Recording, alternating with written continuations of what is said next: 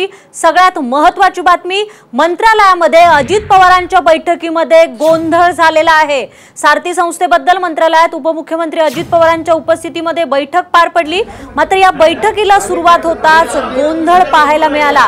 खासदार छत्रपती संभाजीराजे यांना मंचावर स्थान न दिल्याने कार्यकर्ते आक्रमक झाले आणि त्यांनी बैठकीच्या स्थळीच गोंधळ घालायला सुरुवात केली। यावेळी उपमुख्यमंत्री अजित पवारांनी तत्काळ मध्यस्थी करत परिस्थिती नियंत्रणात आणण्याचा प्रयत्न केला।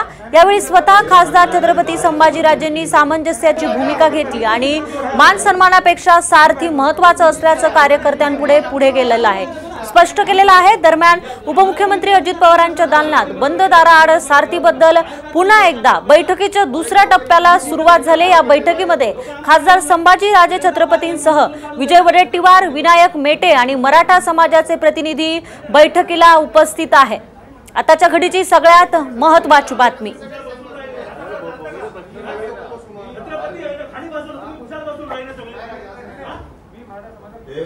मराठा क्रांती मोर्चाचा एक समन्वयक म्हणून या बैठकीला उपस्थित राहिल्यानंतर या ठिकाणी आल्यानंतर पाहिलं या ठिकाणी छत्रपती संभाजीराजे खासदार देखील आहेत, त्याचबरोबर एक समाजाचं नेतृत्व आहे, परंतु त्या नेतृत्वाला देखील त्यांनी 3 नंबरच्या लाईनमध्ये बसण्याची व्यवस्था केली होती आणि त्यांना व्यासपीठावर बसण्याची अपेक्षा होती, परंतु व्यासपीठावर बसण्याची कुठलीही व्यवस्था नसल्या कारणाने मराठा क्रांती मोर्चा समन्वयक त्या ठिकाणी उग्र झाले आणि यामुळे या बैठकीला व्यत्यय आला असं सरकार सांगतंय, परंतु हे सरकारची दुटोपी भूमिका आहे। सरकारला समाजासमोर चर्चा करायची नाही। छत्रपती संभाजीराजे हे त्या ठिकाणी सर्वांसमोर मत मांडत होते, संभाजीराजेंना मत मांडू दिलं नाही आणि आपण अंतर्गत केबिनमध्ये बोलू सांगितलं। या गोष्टीचा आम्ही या ठिकाणी निषेध करत आहोत। हे सरकार दुटप्पी वागतंय। सरकारने छत्रपती संभाजीराजेंना खासदार म्हणून पण आणि छत्रपतींच्या गाडीचा वंशज म्हणून पण समोर बसवलं पाहिजे। पहिली मीटिंग जी आहे ती सर्वांसाठी अशा पद्धतीने सर्व निधी मागण्यात येईल, ही स्वायत्ता असावी असं साहेबांनी वगैरे सगळ्यांनी मागणी केली त्या ठिकाणी। एक मिनिट सर, काय नेमकं पहिल्या टप्प्यामध्ये काय घडलं?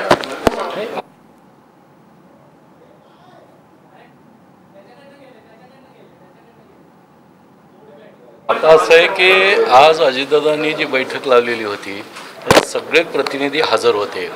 याच्यामध्ये सारथीला स्वायत्त मिळण्यापासून ज्या शिष्यवृत्ती बंद झालेल्या आहेत, काही उपक्रम बंद झालेले आहेत, त्या संदर्भामध्ये सगळ्यांनी आपल्या म्हणणं माननीय उपमुख्यमंत्र्यांच्या मंत्र्यांच्या समोर मांडलेलं आहे।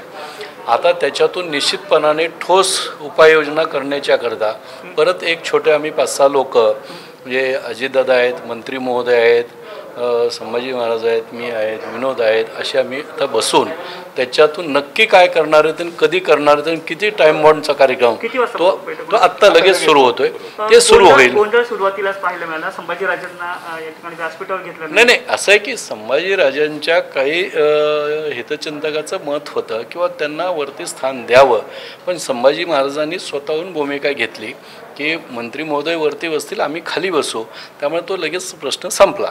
त्यामुळे गोंधळ वगैरे असं काही नाही झालं। आपण पाहतो विनायक मेटेंनी ही प्रतिक्रिया दिलेली आहे। ते स्वतः सुद्धा आता ह्या बैठकीमध्ये गोंधळ झाल्यानंतर आता अजित पवारांच्या दालनात बैठक सुरू होणार आहे, त्यामध्ये हे सगळे प्रतिनिधी उपस्थित असणार आहे आणि त्या ठिकाणी विनायक मेटे सुद्धा उपस्थित राहणार आहे। आताच त्यांनी आपल्याला आपली प्रतिक्रिया जी आहे ती दिलेली आहे।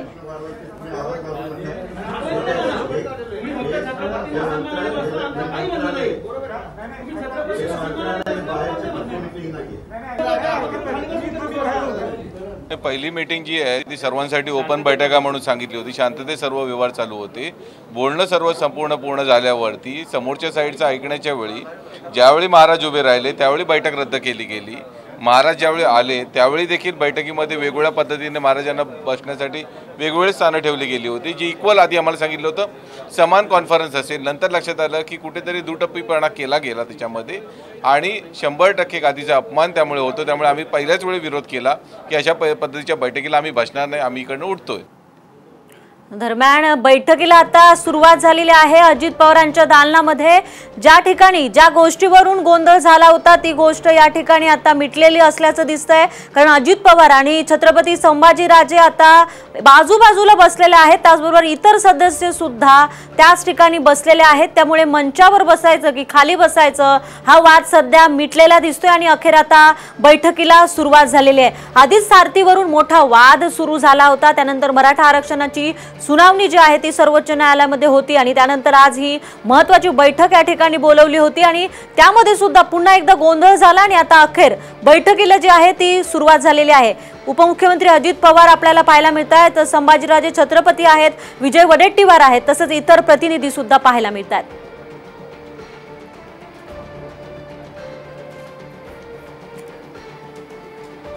वळूयात पुढच्या बातमीकडे। माजी मुख्यमंत्री आणि विरोधी पक्षनेते देवेंद्र फडणवीसांनी पुन्हा एकदा ठाकरे सरकारवर कडक शब्दात ताशेरे ओढलेत। शरद पवारांच्या मुलाखतीचा संदर्भ देत विद्यमान सरकारमध्ये एकच नारद असून बाकी सर्व गारद असल्याचा टोला त्यांनी लगावलाय। तसंच शिवसेनेच्या मुखपत्रातून सध्या सरकार वाचवण्याचा प्रयत्न सुरू आहे। तसंच सत्ताधारी तिन्ही पक्ष भांडणात व्यस्त असून महामारी कोरोनाकडे दुर्लक्ष होत असल्याची टीका देखील त्यांनी केलेली आहे।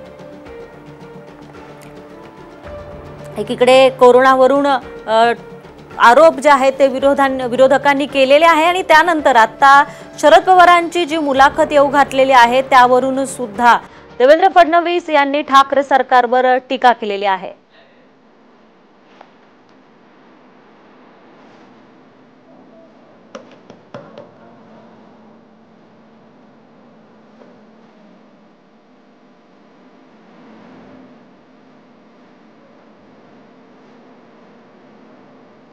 दरम्यान देवेंद्र फडणवीस नेमकं काय म्हणालेत ऐकूया।